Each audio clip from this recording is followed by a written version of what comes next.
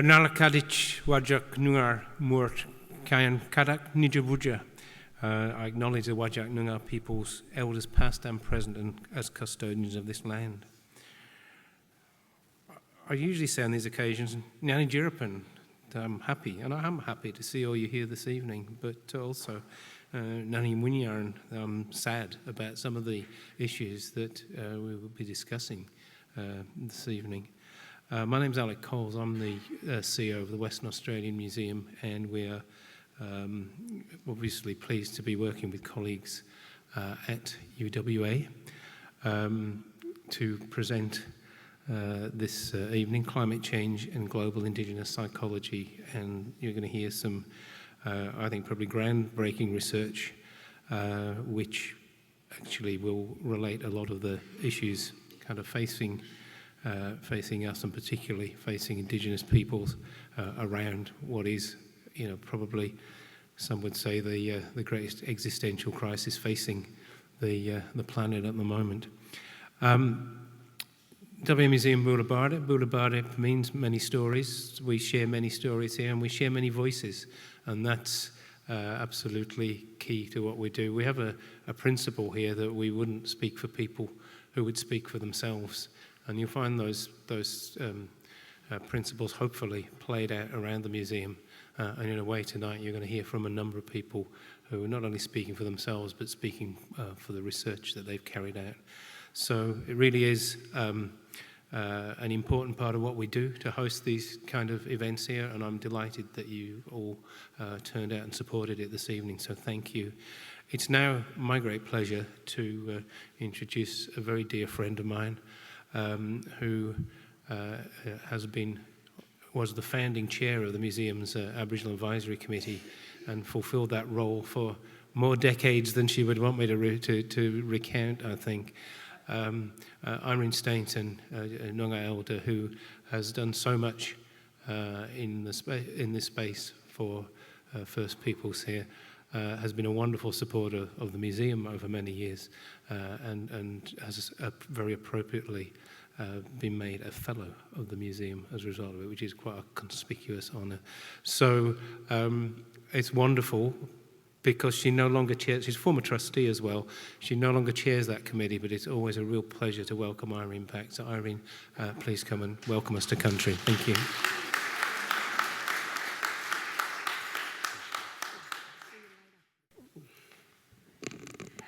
This always happens.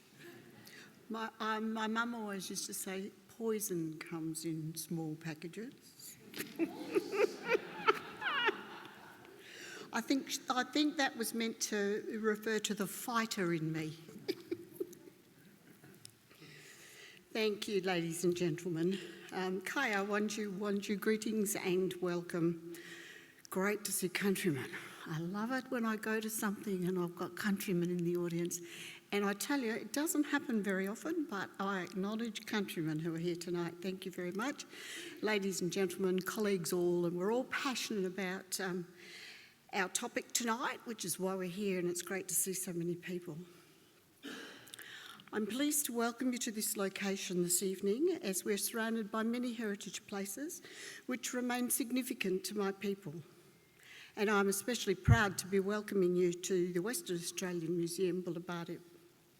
Firstly, I must acknowledge the creation story of the Waggle and the Derbil Yerrigan, which is now known as the Swan River. Our Waggle dreaming teaches us about the creation of the river, how the banks were made, including where the Waggle laid eggs upriver near Bells Rapids, then travelled south to shed its scales. It rested in the cool, deep water near the Old Swan Brewery and continued on to the Waggle Cave in North Fremantle, where it took another rest before moving on to the ocean and heading north to Two Rocks. In terms of Two Rocks, there is an associated story about two young people disturbing a meeting of elders at Orchestra Shell Cave in Nirrumbuk. The young people were removed by the elders to another location away from the meeting. And when the tide rose, they became trapped in the ocean and turned to limestone, hence the name Two Rocks. There are many local important places within my run which include right here where we meet this evening. It was a wetland and a food source. Other heritage places include under the Bunbury Railway Bridge, which was known as the Hotel of Stars, and along the reed-covered banks of the Derbyl-Yerrigan near the East Perth Powerhouse and Cleesbrook. These areas were well-known camping places and were used as such up until the mid-1980s, as there was always plenty of food and access to fresh water. There was an ochre source not far from here near the Perth Rail Terminal, which was used for ceremonial purposes. And we all crossed the Windan Bridge, but as we cross it, think about how it was named by Noongar elders as a mark of respect for the rich heritage cultural values of East Perth, and to acknowledge traditional leader Yellowgonga's wife, Windan. Finally, as I welcome you this evening, I remind us all to think about the importance of this traditional practice. And once you're welcome to country, you're invited to fish and to hunt and to share our waterholes. And I'm going to be a little bit political here because I hear the raging arguments about don't do welcome to country. And, you know, we're paying respect. We're paying respect and we're giving thanks to those before us. And when you truly understand what it's about, which is what I've just explained, sharing our resources with you, welcoming you into our place, it's not about taking over your land, it's doing that courtesy thing. You invite people into your home. In traditional times, we invited people into our lands and shared our resources with people on our lands.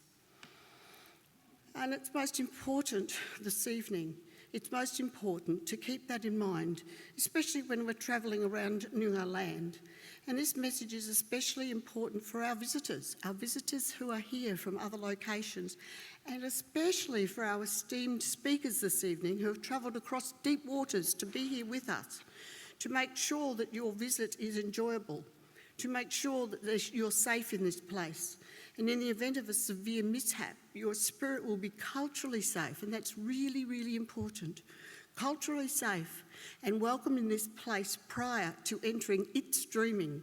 So when you're thinking about the raging arguments about welcome to country, the fundamentals are very sincere, very real, and they've been practiced by my people and all other Aboriginal peoples for generations. Wanju Wanju, Nanakaba Nanjaba Budja, welcome all of you to this land, and as we all pay our respects to elders past and present across all of our lands. Thank you.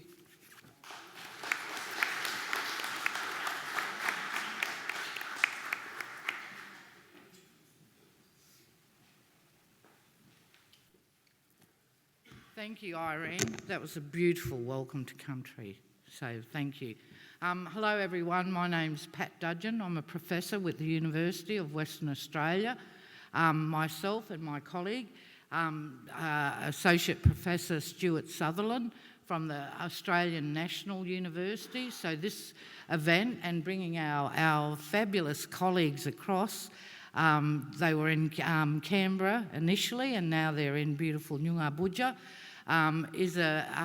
Is because of the University of the Australian National University and the University of Western Australia. I was trying to splice them together. Just a little bit about me. I'd like to acknowledge Irene's welcome to country. I live and work on beautiful Noongar country, and I've done that for most of my life, strangely, but my people are actually the Bardip people from the Kimberley. But I was born and grew up in Darwin in the Northern Territory, so a little bit of my heart belongs to Larrakia country as well. I work at the University of Western Australia, and we do a lot of research that is community-based and culturally appropriate. That's a little bit about me. I'm going to throw over to Stewie to introduce himself. Stewie, come on down. It's a long trip. First of all, thank you for welcoming us to the museum, and Auntie Irene, thank you for welcoming us to Noongar Budja lands.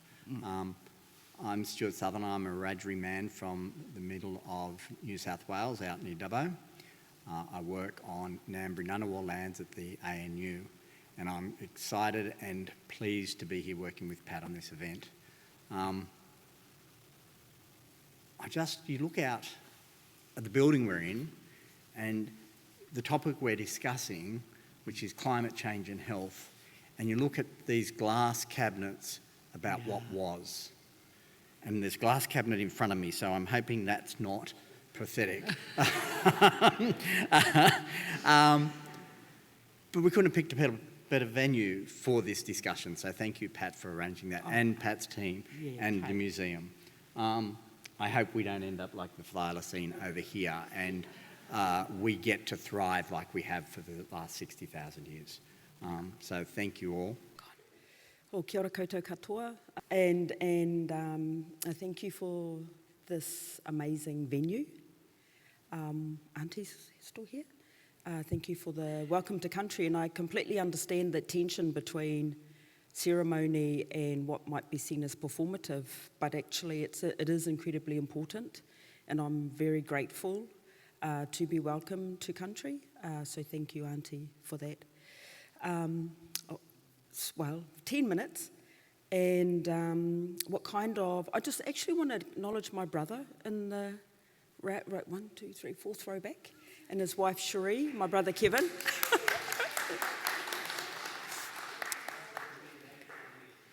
Yeah, I'm like totally nervous. Like my one audience person is my brother. And so yeah, I do want to do my brother proud. Indigenous wellbeing and climate change, and this is the central plateau of the North Island. This is Tongariro, Ruapehu, sorry. And if you want to do a little bit of background research on that central plateau, Google the Battle of the Mountains. And this is one of our stories, origin stories about how the mountains came to be. And Ruapehu was involved in the Battle of the Mountain. And I cannot travel without paying respects to our newly anointed Queen, Te Ariki Nui Queen I ngā wai hono I te pō, pōtatau te wherowhero te tua waru. So this is the Queen ngā wai hono I te pō, and she's the 8th in line. And I do pay kaya, greetings to the ancestors and elders and the original and enduring guardians of this land and waters. Thank you for hosting, and I had said earlier today, thank you for looking after my family here. My contribution to climate change, while I don't specifically work in climate change, environmental issues per se, I do work in the space of activism, and I do work in the space of helping those who do that very hard work. And I do work in the space of providing solutions for people to live a good life. And more recently, groundbreaking research, I'm not too sure, I was a little bit perturbed by that, but it is important research. But it's research that actually we're uncovering. And Glenn Coulthard talks about grounded normativity, which is the principle that this knowledge has always existed. It's embedded in our land, it's embedded in our stories, in our relationships, in our culture. It's normal. This is knowledge that's been handed down for a very, very long time. And so groundbreaking research is that we've uncovered this work again, and we've reconnected to this work again. And so for climate change and climate activism and living well in this world, the principle that I want to describe to you is a concept that's fairly well embedded in Māori society, but it has evolved again. It has become, it's emerged, and Sir Mason Jury really is the foreground leader in this work around Māori wellbeing. So Māori is Māori, which is can we get a Māori? Can we try that? Māori. Yeah, go. Māori, yes. So Māori is the life principle. And it's an interactive energy that influences the expression of the emotional, the spiritual and the physical, the social, the emotional and environmental dimensions of well-being. The expression of all those things. And Indigenous responses to climate change embeds an intergenerational approach that shows connection to our ancestors, all living things, past, present and future. and our relationship with the environment as a living ancestor is key to Māori ways of thinking. And I'm really blessed but saddened to be under this whale, this, I think, sperm whale. But I'm also amazed that this image is the image that I chose for today. And this image, I just briefly will say that one of our dear friends, Dr. Pip Pehi, is iconic among Māori psychologists because she's walked New Zealand 4 times. South to north, north to south, up and down, round and round. And on one particularly difficult week, she posted on Facebook that she was struggling with climate change. So she'd walked past things and she'd noticed in her walks how the land had changed, how the forests had changed, how things had changed. So she walked them.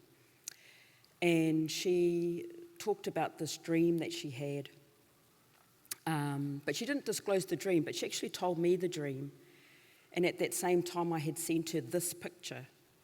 But she'd felt like the world was starting to go underwater. But she imagined these whales in her dream. And so just those synergies around what we think about and what we think are really, really important is key to this expression of our life principle. And I have chosen this picture because I wanted to demonstrate how Māori have always engaged with the environment. And this is one of our origin stories of Maui who captured the sun. So this is it's not our first, we actually engaged with the environment when we separated our parents to become who we are. But this is the interacting with the environment in a way, and so Maui captured the sun. And there's a hook there, he used his grandmother's jawbone to fish up New Zealand, Aotearoa, and then to capture the sun. So we've always interacted. The sun actually sped across the dawn to dusk, it sped. It was hardly enough time for us to do anything, and so Maui set out to slow the sun so we could live our lives. And what I want to say about Māori is, and I've talked about this in relation to, this is our essence, our life essence, and how we interact with ourselves, and how we interact with others, and how others interact with ourselves. And these dimensions, these 6 dimensions of well-being are fundamental to how we live. And it's our connection to language, it's our connection to creative arts, spirituality, genealogy, family, and environment. The environment also communicates to us through Māori. And so if the environment is unwell, we will see the manifestations of that through these same dimensions. And so the land can talk to us. The land can be creative. The land can be deeply, deeply spiritual. And there are connections genealogically to the land because we have descended from stars. And the land is our ancestor, so the land is our family. And so when we are hurting the land will hurt us back. But the land also wants to teach us that message. And so in terms of the environment, when the Māori of the environment is not flourishing, we will see that. And activism is the other part of a flourishing Māori. The protection of all these things above to address the impacts of environmental racism.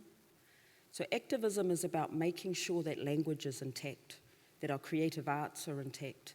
But if it's the language of the earth, if it's the language of our planet, how is the planet talking to us?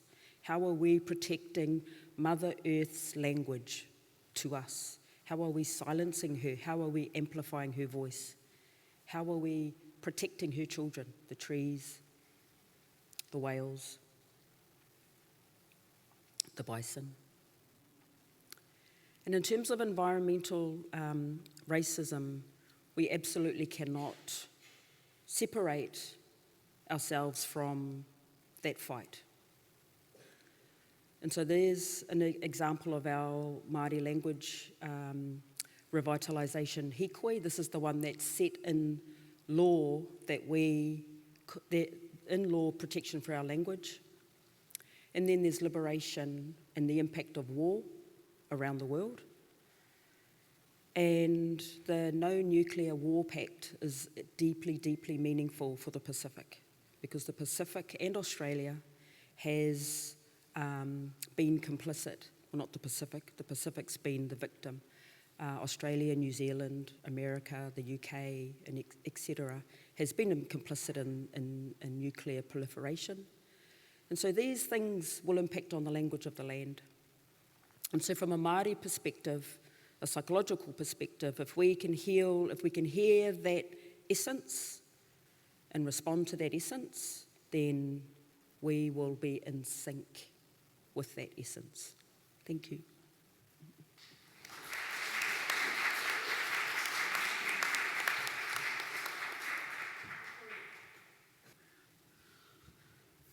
Greetings, everybody. My name is Hukarere Valentine. Hukarere means snow in my language. That's also in reference to one of my kuia or nannies that passed away the year I was born. I'd just like to explain that to people when I introduce myself. But it's an honour to be here in your country and in your land, and hopefully I can get through this presentation without freaking myself out. There were two things that happened for me last year in February. The first one was that my father passed away, and the second one was that Cyclone Gabriel hit Hawke's Bay. And Hawke's Bay is in the North Island of Aotearoa, and the Hook part of that island is just in that area. And it's significant because in February in Hawke's Bay, it's usually really hot, it's really dry, there's no wind, and we spend most of our time at the beach. And that did not happen this particular year. So I tell this particular story for a couple of reasons, and I'm going to talk about this particular presentation from a Wairua perspective, or a spiritual perspective. I'm just going to find the story. Okay, so Wairua in this case was Māori spirituality. And in this particular case, it's about dreaming as a knowledge base. It's an Indigenous knowledge base, and it's important in relation to health and wellbeing and the connection between the land and people as part of our identity. So I want to share this dream with you. It relates to the cyclone and my dad. Of course, I didn't know that at the time. So in this dream, I find myself suspended in the universe, looking at Mother Earth, Papatuanuku, in her entirety, moving in a fluid, incremental rotation, the past, present, and future within that constant rotation, essentially emerging as one at any given one time. Kahukura nui, the rainbow encompasses Papatuanuku, Mother Earth. The multitude of colours are constantly moving, blending together the essence of Māori ora, which is what Moana talked about. I hear a voice, and the voice says, movement is necessary for change. Papatuanuku's energy constantly being regenerated, the past fuses with the present, moving into the future, which then becomes the past, and the cycle continues.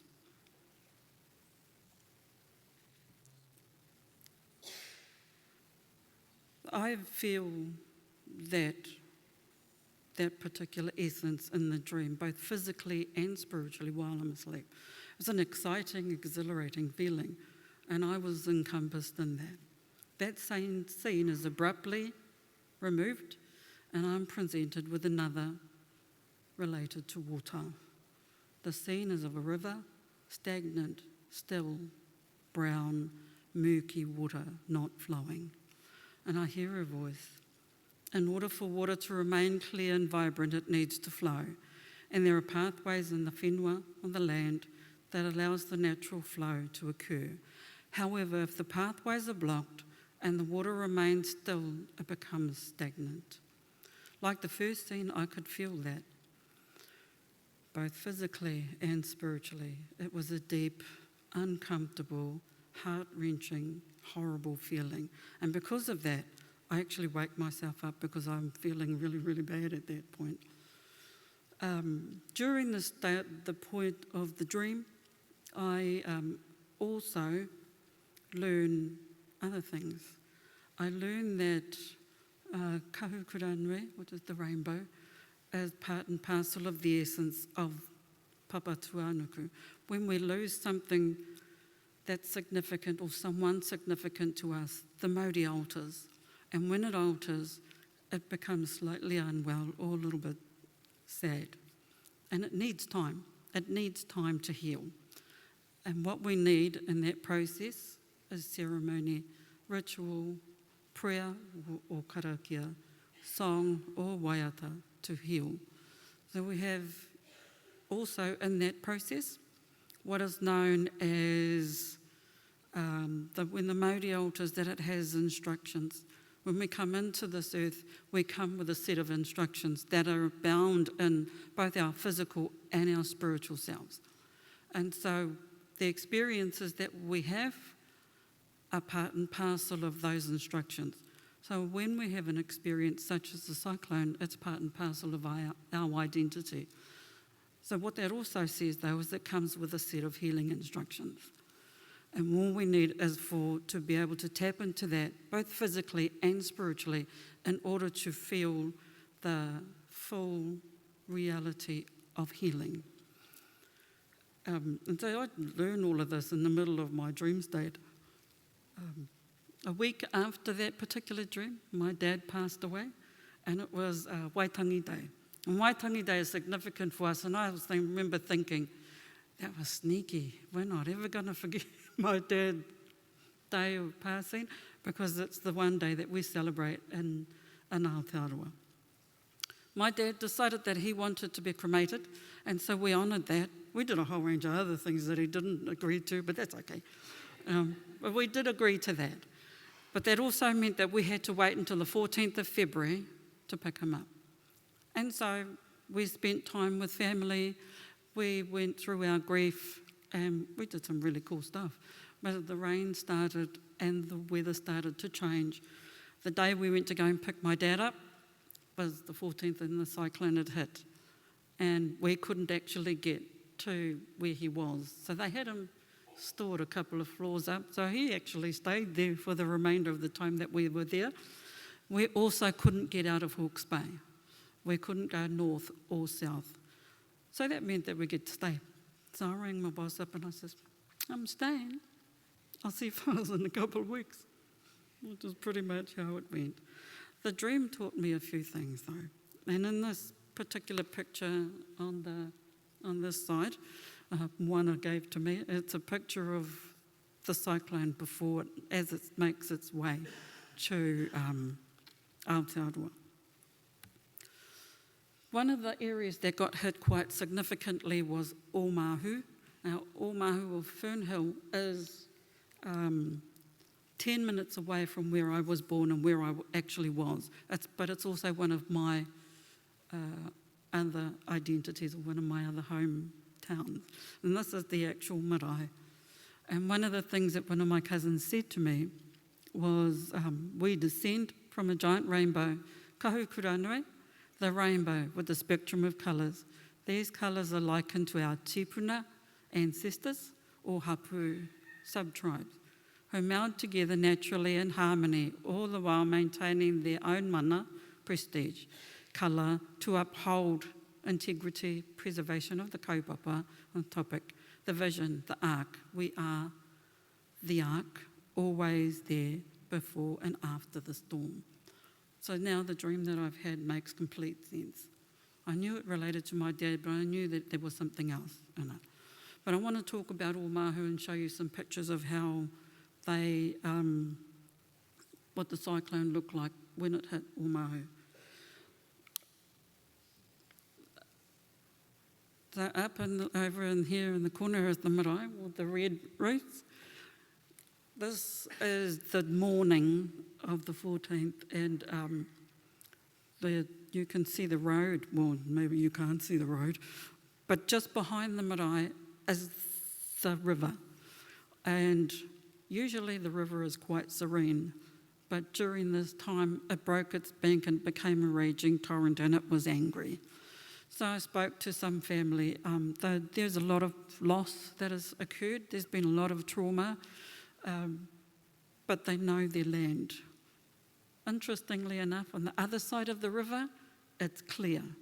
So they go over the bridge and there's no storm, there's no flooding, which was really, really interesting. But there's been some of the whānau talking about their stories. This has never happened to them before, so they had to work on how to get together and bring each other back into. There's one of the things that also happened off down here is a church where all of their ancestors are, and what actually happened was they became uncovered, and so there's been a lot of ritual that have been over time to bring those bones back together and to lay them to rest again. This is post, this is after the cleanup, and so there was a lot of things. One of the things about the cyclone is it brought people together, it brought communities together, and there was a lot of cleaning up that happened. There were over 500 people that came to this marae alone to help clean it up. Some of our marae that got hit quite bad had to be demolished, but the interesting thing was that they were going to be removed anyway. But there's been a lot of things that have occurred. One of the things that Omahu did, once all the cleanup was done, the whānau got together and they did a 5-hour walk around the land, constantly singing and constantly praying in order to be able to bring the mauri of the whenua back to where it needed to be. And so, as we've said, there were a lot of things that came out of this. This particular picture up here in the corner is the eating house of the marae, and it was set up with everything that whānau could need. And so there was constant flow of people coming in and out, leaving things, a koha, a gift, a taonga, so that people can actually come. So there's a lot of stuff inside of that whare. The picture next to it and the one below it is of the kingitanga, which is one I talked about, and they came to the marae to offer their support, and it was a significant moment for the people of this particular area. There were more than 500 people alone that greeted the kingitanga when they came in. There were also people that came to help with healing, with mirimiri, which is massage, with a whole range of activities that occurred for the whānau to help bring their spirits up and to lessen the impact of the trauma of the cyclone. And so a lot of things have changed. And one of the other things that's occurred for Omahu is they now have a 10-year housing project. They're in the second year, but it's an extensive project and it's not ever happened, and they've got a lot of funding, a lot of people that have come in to actually help put that housing project into reality, because a lot of people lost their homes. And so this is my final slide, but the couple in the middle of my dad and my mum, they're my adopted parents. He was the one that passed away. You'll see in one of these photos what is actually happening is these kids have decided, well, we can't do anything else. We can't go to school, let's get his boat and we're going to put it out on the road. This is actually a road. And they're out there rowing around and having fun in the water. This photo at the bottom is of one of our cultural experts who actually passed away a month after the cyclone, and it was a significant loss for Kahungunu, but a product of a spiritual cleansing essence that occurred. And so that also brought all of the whānau together. So I just wanted to share that with you, and thank you.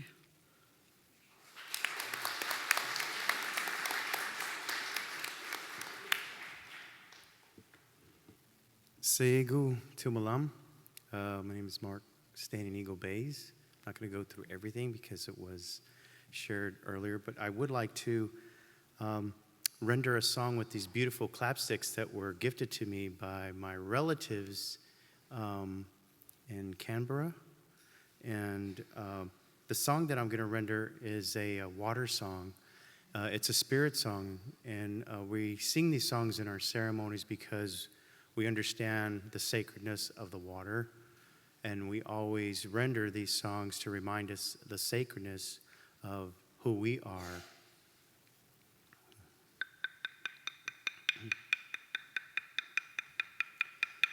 Yana wana hoi yana hene, yana wana hoi yana hene, yana wana hoi yana hene, yana wana ho hene oe. Alteka pagwa mehia wana hoi yana hene, alteka pagwa mehia wana hoi yana hene, alteka pagwa mehia wana ho hene, alteka pagwa mehia wana ho.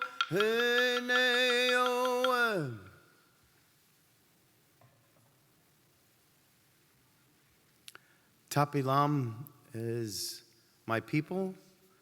That literally translates to the people of the earth. That's who we are.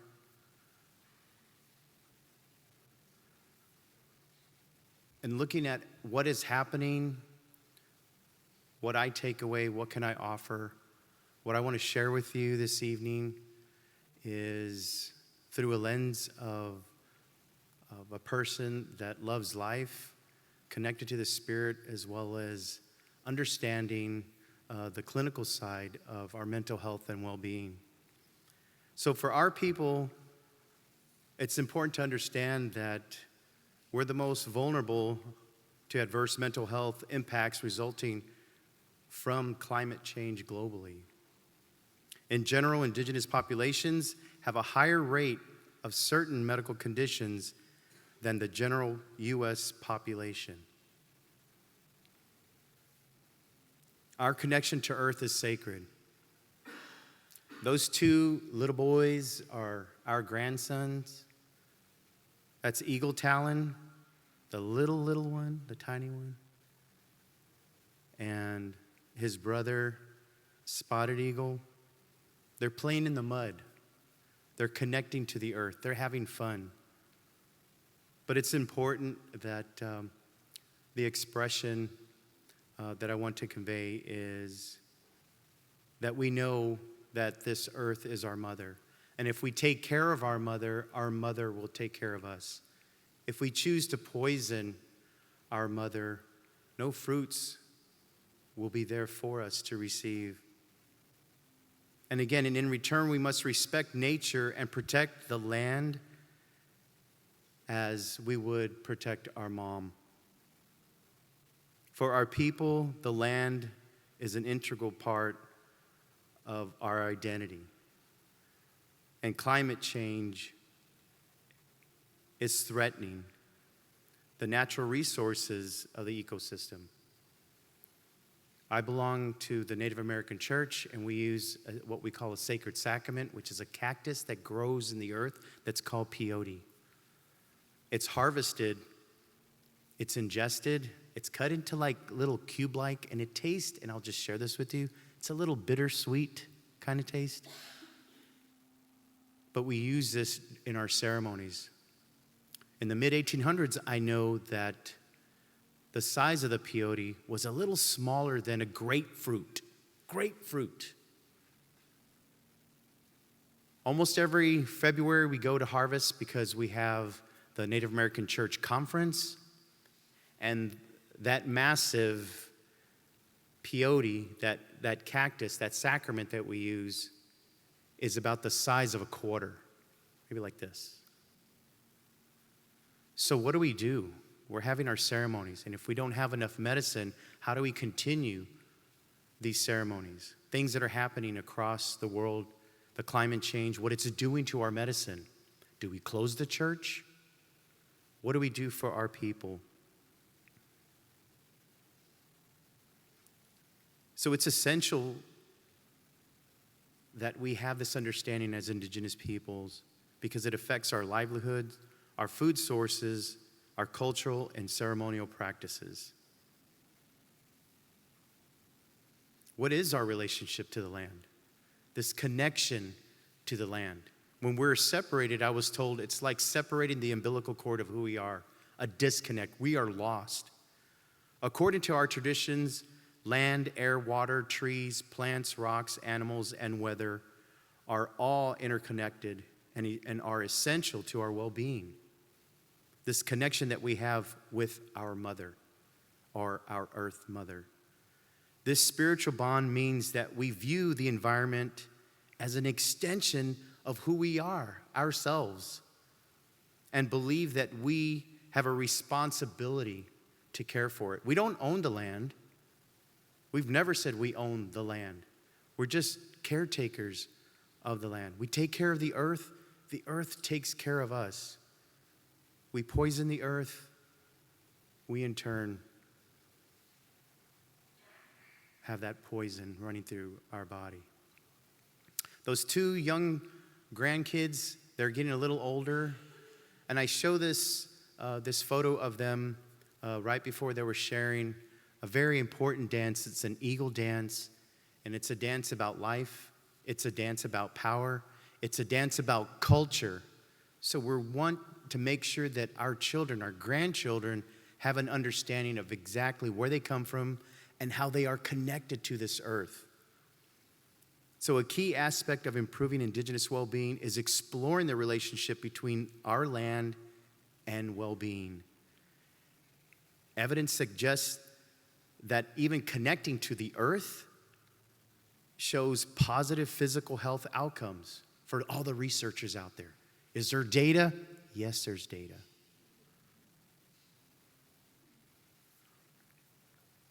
I'm not a person that does research into climate change. I'm a person that participates in our ceremonies that are affected by the climate. And it's affecting our way of life, our way of being. The song that I sang is a part of who we are. Those songs were given to us by the waters, by the rivers, by the earth, by the trees. And when they're gone, this is almost like what we have left. I failed to mention that that song that I sang is also a spirit song.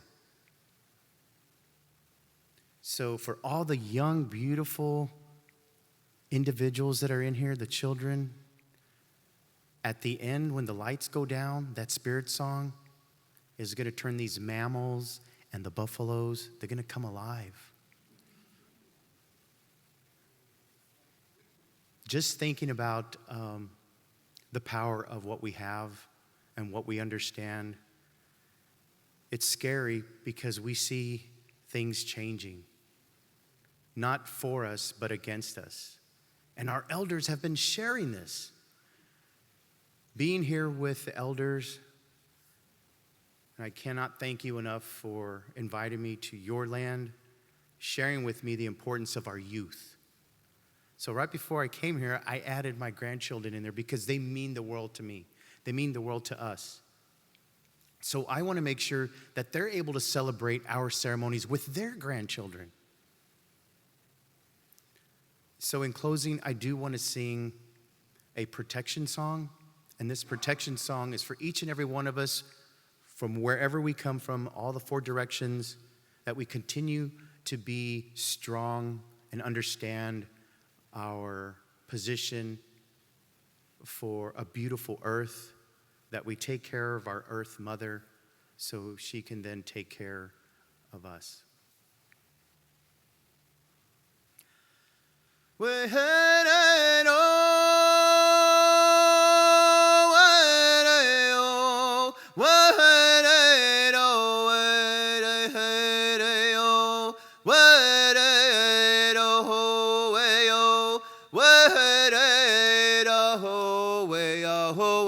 Did you see that toe move? Just checking.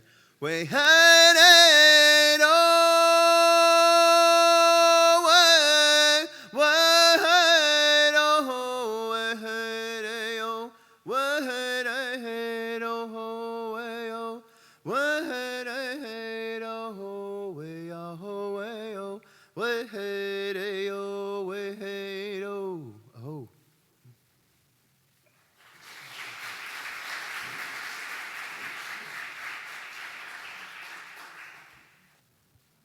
Hey. Hello, it's me. Kaya. Danse, Bojo. Jeffrey Anslis, Nisi Yagasano, Chekwe Sipioche. It's good to be in Perth.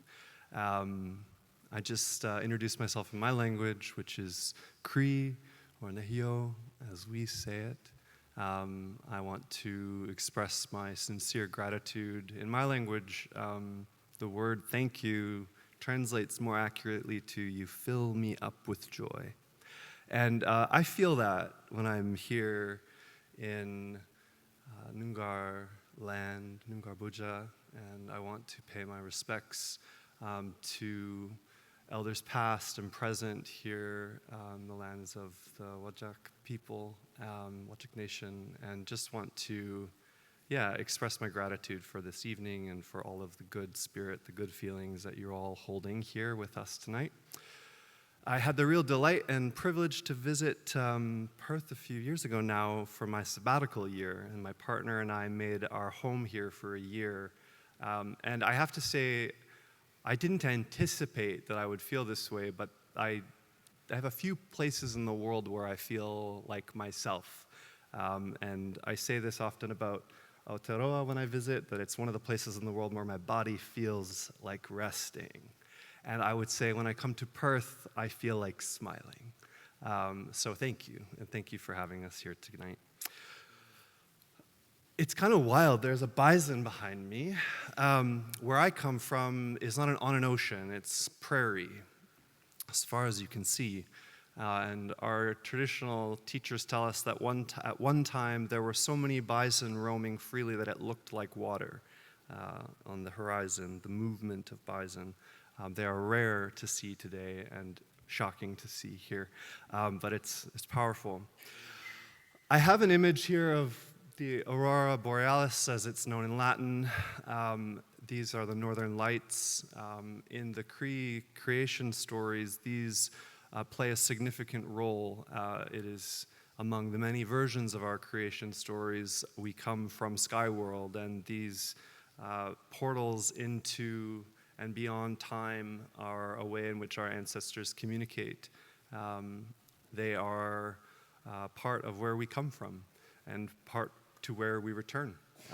And we call this Skyworld, and the star that this individual is pointing to is Keewatin, our northern star, the going home star. And I put this up here in part because we who walk on the earth often look up. But if we understand our ancestors to be looking from Skyworld towards us, how differently might we see the world if we had their perspective? So where are we? We live in an interesting time, a time marked by vast planetary climate change, an increase in global temperatures that on a piece of paper looks like decimal points, but in reality is heating the planet at the pace in which it's occurring will make life unsustainable in many parts of the world. Of course, for Indigenous peoples, as Zoe Todd reminds us, this is not news. This is climate change in its current iteration is not some new epoch. It is part and parcel of the broader history of settler colonialism, which brings with it an utter transformation of the stability of the planet everywhere that we live under the shadow of empire. Climate change has wrought in many Indigenous communities around the world, environmental instability, and in places where the majority of Indigenous people live in Canada, the immediate and explicit impacts of climate change are increasingly felt through longer and more pronounced wildfire seasons, increased rapid flooding, tornadoes in places where they would never have occurred, and most significantly, the shifting of ecosystems in relationship to these changes. food supply, water supply, and so forth.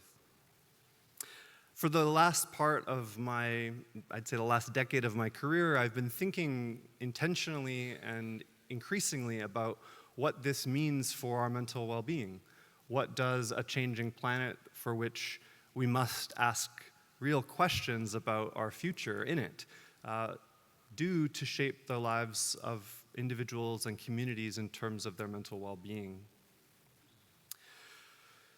The places that I have been working, the communities that I've been privileged to partner with over the last many years are increasingly raising the alarm around climate change, but often the concerns about climate change have come to me in contexts where I've been invited into communities for a different reason, and that's to support communities who are navigating the impact of suicide.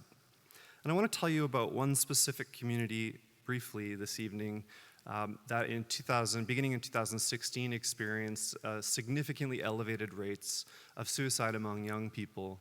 Across Canada, suicide rates in First Nations vary significantly, but in this community, in the course of a 3-month period, a community of thousands of people experienced a suicide rate upwards of 11 times that of the national average in a period of 4 months, escalating at the point in which in a single month the community lost over 11 young people to suicide. The community is called Attawapiskat, and it's on the river system in a region of Ontario where I currently live. When the government distributed social workers and mental health responders and psychologists to the community, they facilitated a sharing circle with young people in the community, asking what might help them feel better, what might help them thrive into the future. And they asked young people to speak to the ideas that would make life better for Attawapiskat youth. These are some of the things they pointed to. While I looked at this list, I was anticipating some of the things I saw. The importance of access to emergency mental health response, or the importance of access to culture and traditional teachers, youth camping, sports programs, fitness centers. What I was surprised to see was dust control. I was surprised to see questions of recycling, concerns about firefighters, and a demand to meet the Prime Minister of Canada. These things that might help youth in the community who are navigating the impacts of suicide loss caught me a little off guard. But why dust control? If we take the view from Skyworld and you follow Keewatin, our northern star, to northern Ontario, you'll find a region impacted by mining. Now, I know I am treading on thin ice in WA, and at a museum whose main funders include some of the world's largest multinational mining corporations. I did just say that. But close to Attawapiskat is a De Beers mining corporation, open pit mine. About 40 kilometers upriver from the community of Attawapiskat is this open pit mine, which the community has long expressed concerns around the impact and the environmental impacts, the polluting impacts of the mining industry in the region, not to mention a number of other social impacts of the presence of industry. But this is part of the ecological context in which this suicide contagion occurred. And the youth understood it. They understood that the kind of human-induced environmental change was bringing about an utter socio-ecological transformation of the context of livability. Preventing suicide is a question fundamentally about how livable the world you are in is.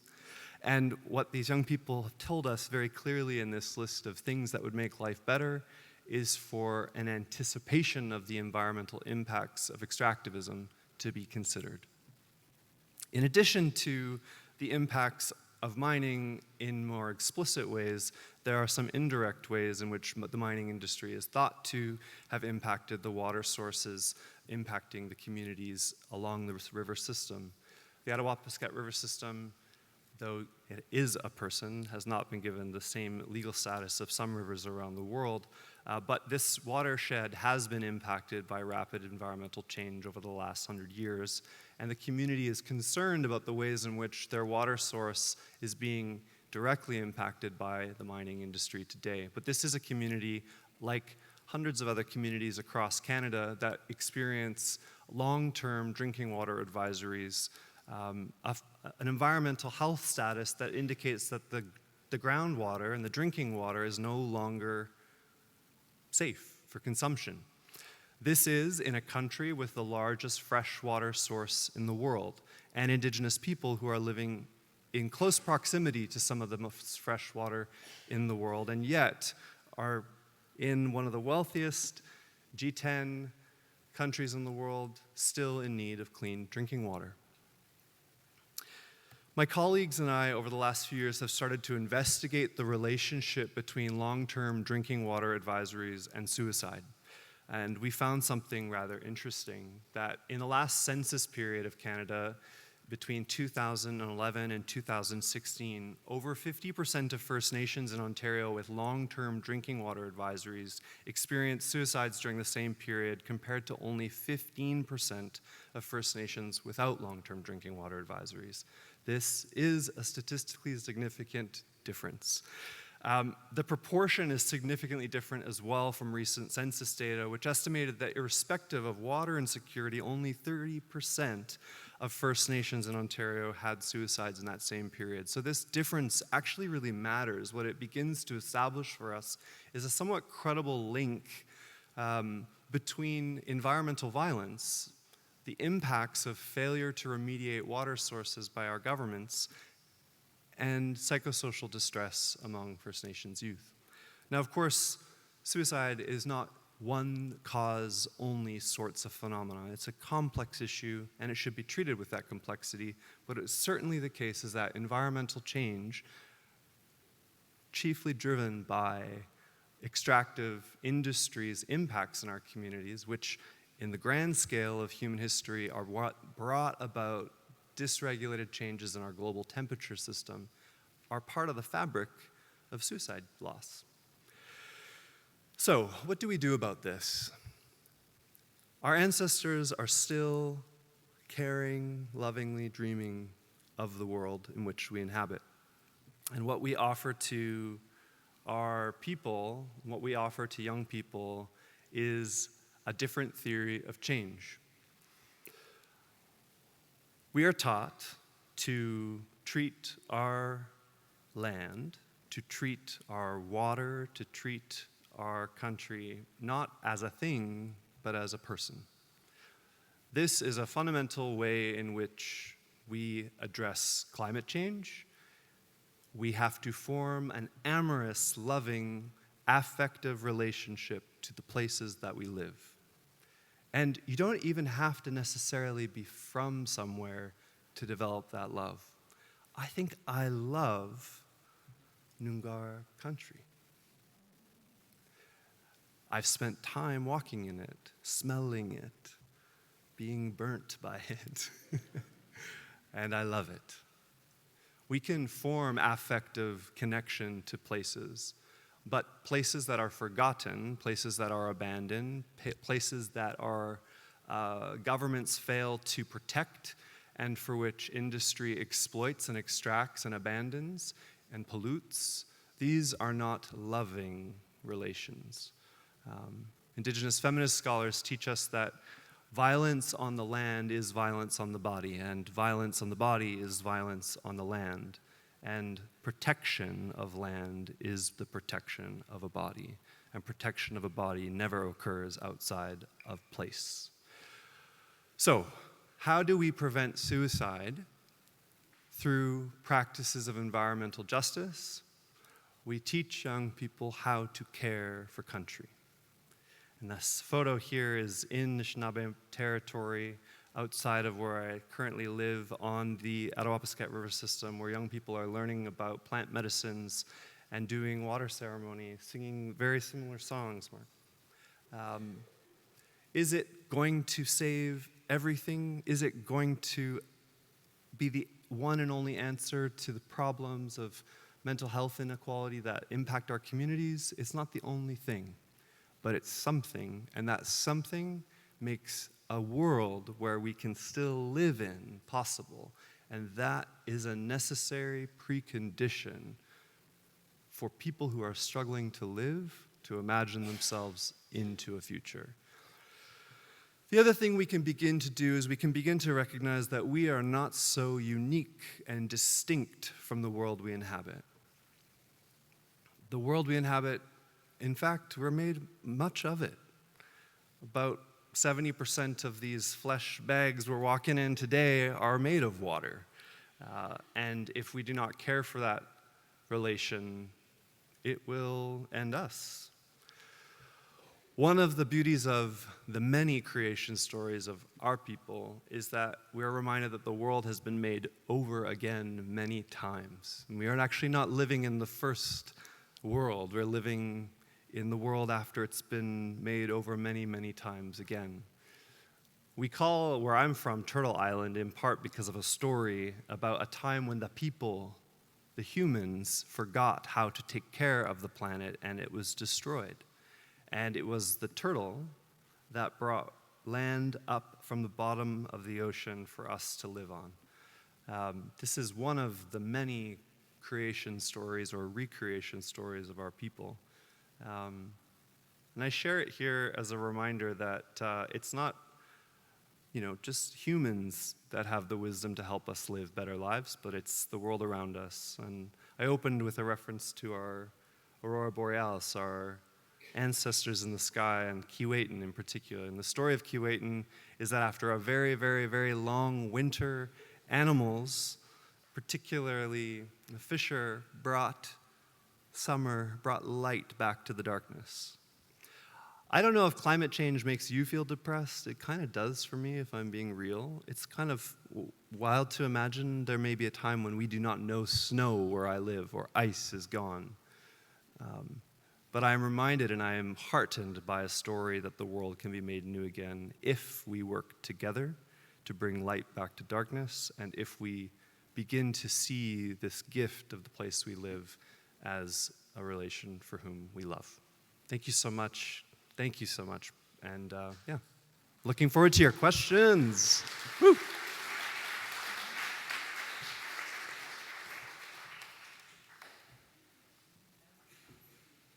Thank you all. We are starting to run late, but we didn't want to interrupt the flow. So we will take a few questions now from the floor. Do we have mic runners? Yes, we do. I think so. Yeah, I think so. Now? Yes, most definitely. Yes. Any questions for the panel? Yeah, there's something. Oh, where? Questions? Up, over the back to the right.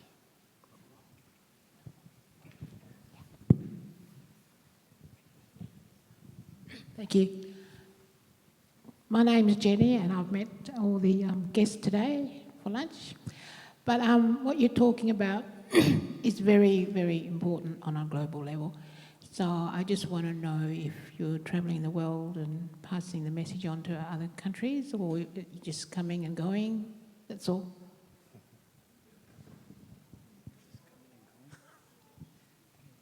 Are you passing the message on? Yes. So what other countries are you going to? Because mining is one of the cause of the pollution and the climate change. And, we treasure our bush medicine and bush tucker here, but climate change is going to destroy it if the message is not passed on to all these big corporate companies who are behind the mining companies, behind the mines.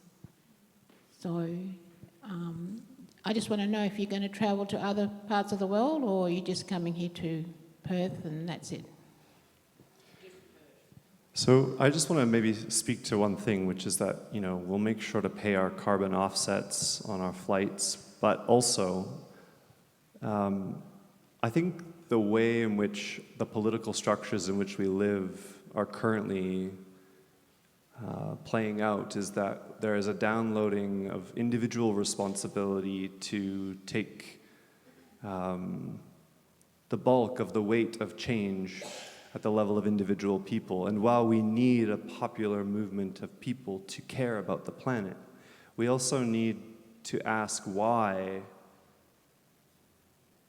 the scale of environmental harm that's occurring to country is unregulated and unchecked.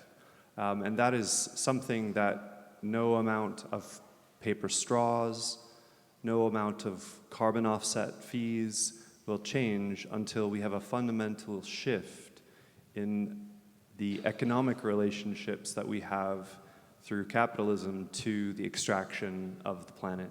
And to address that, we need to take on multinational corporations that, I will say, the same multinational corporations that are functioning in the territories that I referred to today are owned by the same conglomerate that owns those seeking to frack this territory.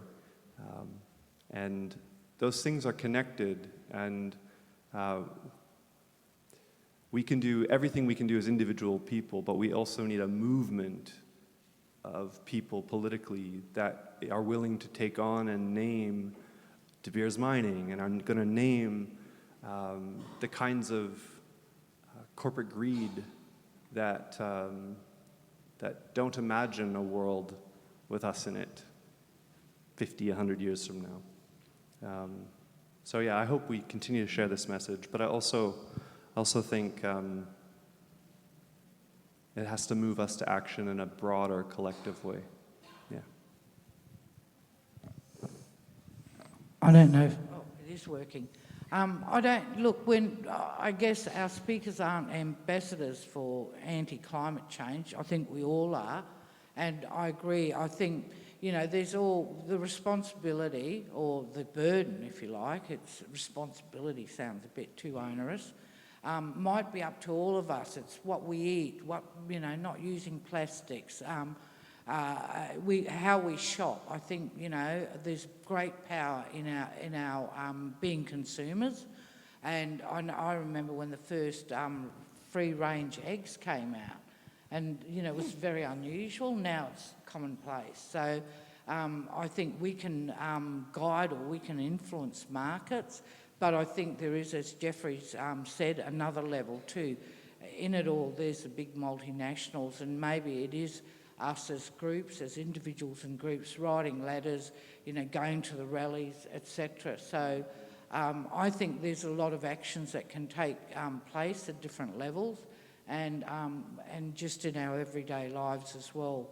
So, and those responsible need to step up to it as well. So we're probably academics who are concerned about climate change and its specific impact on Indigenous wellbeing, but I think we can do more too, write letters, make representation.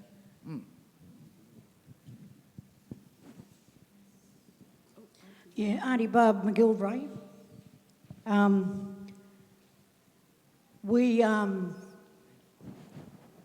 native title in some areas, and that's another way round us when we do it's called ILUA, Indigenous Land Usage Agreements, that we negotiate with mining companies and they negotiate with us.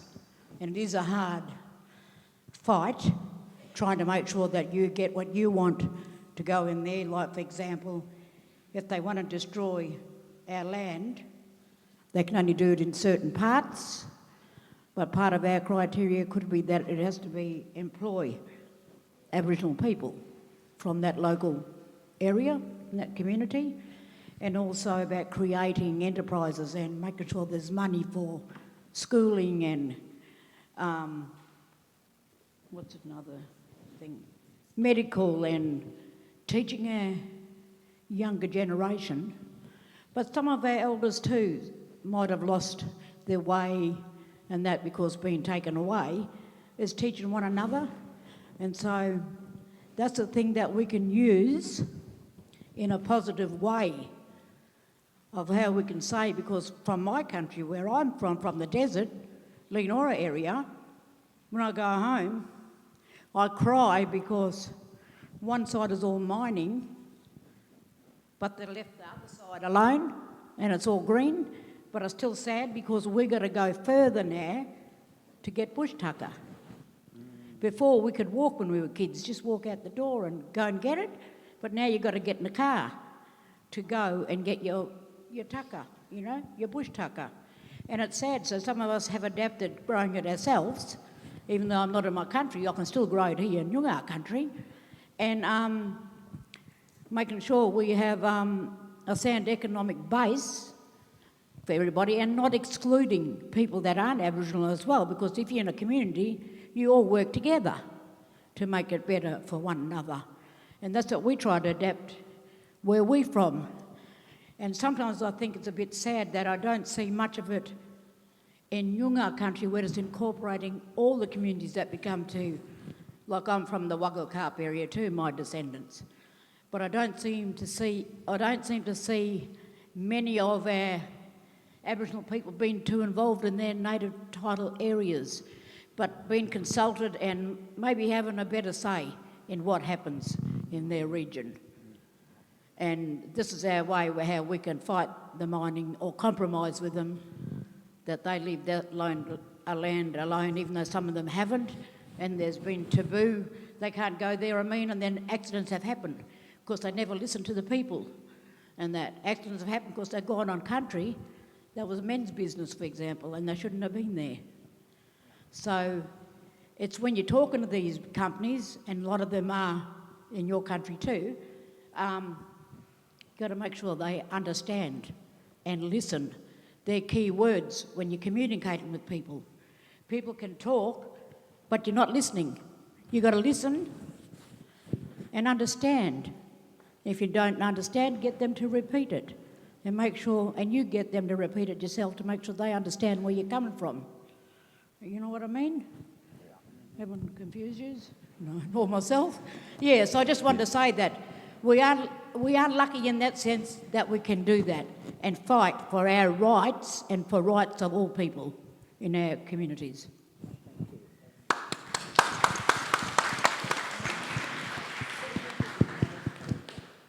Thanks, Auntie Barb. Louise Shaw, Wajak Yok here. I just really wanted to thank you all for sharing your experiences and your knowledge, and it's fantastic. And I think you made a really good comment around calling upon, I suppose, governments to be able to step up. But I know that we are still hurting as Aboriginal people across Australia with the failure of the yes vote getting through, and that was actually put to the Australian people, and 60% of Australian people said no, and we had the opportunity to have our voice put at that federal parliament, say, that would have been able to actually help resolve or have a voice anyway in making some decisions that would have been very helpful for our environment, and we are still hurting in that space. But I also say it is a damn shame. It's Australia's shame that many non-Aboriginal people did not understand the value of us having a voice, that it wasn't just about a voice for Aboriginal people, that it was actually going to benefit all of Australia. So.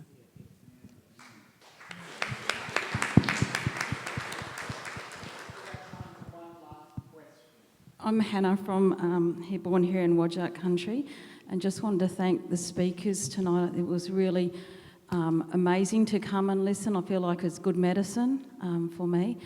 So thank you to the organisers for your important work. Pat's been doing this work for such a long time. And I think that these intercultural engagements are just so critical for us as Indigenous people. And I'll just share that I speak to the San Carlos Apache people, whose sacred land called Oak Flat in English, but they have their own proper name, and it's such a sacred site for them, and the BHP Mining Company of West Australia wants to destroy it. You know, the BHP is behaving in a good way now to Aboriginal people here, but what they're doing in Arizona is just horrific to let that happen. And sadly, you know, we don't have any business and human rights laws regulating this issue. And I know from being a member of the UN Permanent Forum for Indigenous Issues that globally, this is a really big issue. That business and lack of accountability, people are talking about having a binding treaty, but I feel really sad there's just not enough interest, you know, in this issue. We're all interested here, but I feel that I can't vote for a political party that's not going to really stand up on this issue, because it's our futures, it's all of our futures, but especially for us as Indigenous people, because, you know, we come from Mother Earth and this is where we have our spirituality and culture. Thanks.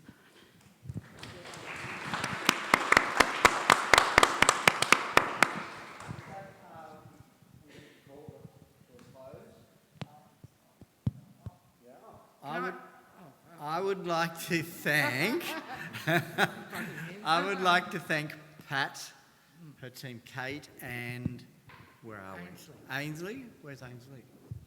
Thank you, up the back there. Thank you for working to achieve and host this event. I'd also like to thank the museum for providing us with an excellent place for this to occur.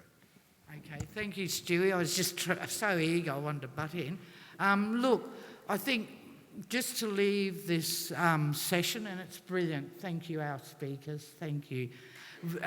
It will be, I'll do an applause for them directly, but stay strong, everyone. I know it's grim, and as Jeffrey said, you know, sometimes, you know, you go through social media, it's climate change and the wars that are happening, but we stay strong and keep on fighting in all the different ways we can. And I was listening to some very good ideas that came from the audience. So we're not going anywhere. We'll still be here protesting, you know, using our dollars to buy, you know, try and shape the economy. So I have hope, even though it is a place of great despair as well. So do stay strong. We're going to go to a different place. And so we'll be, because they were amazing contributions coming from all different angles. They were wonderful. I could have stayed for another hour. Usually I get bored and think, oh, I might just go to the toilet. But I didn't. I did not feel compelled to go for a toilet break. So on behalf of us all, thank you, WA Museum, and just pointing out you know, Jeffrey pointed out the bison. I want to point out the Tasmanian tiger. I'd like him to come to life after this. But on behalf of us all and the museum, thank you, our wonderful speakers. Thank you very much. And thank you, Stewie. Thank you, Stewie.